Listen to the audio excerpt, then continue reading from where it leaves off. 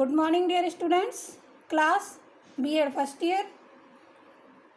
Subject है हमारा learning and teaching. Paper है 3 और आज का हमारा टॉपिक है अनुदेशनात्मक तकनीकी की विशेषताएं।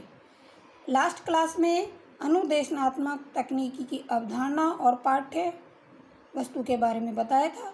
आज अनुदेशनात्मक तकनीकी की विशेषताओं के बारे में अध्ययन करवाया जा रहा है। तो इसकी प्रमुख विशेषताएं हैं कि सबसे पहले तो जो अनुदेशनात्मक तकनीकी है इसका प्रमुख कार्य है सूचना प्रदान करना।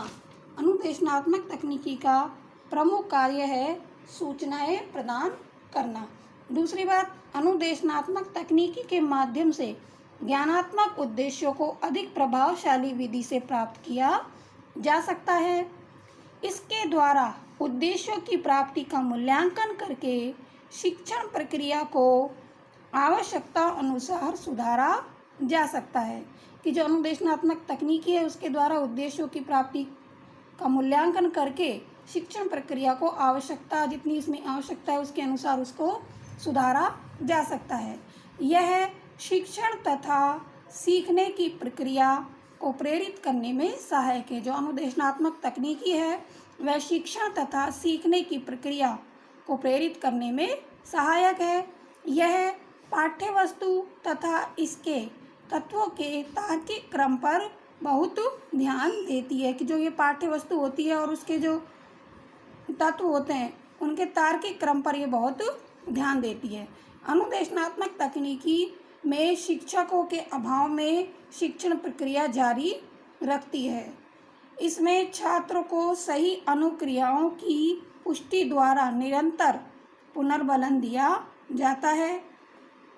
यह कक्षागत परिस्थितियों में अपेक्षित अंतिम व्यवहार का मूल्यांकन करती है। जो कक्षागत परिस्थितियां होती हैं उसमें अनुदेशनात्मक तकनीकी अपेक्षित अंतिम व्यवहार का मूल्यांकन करती है।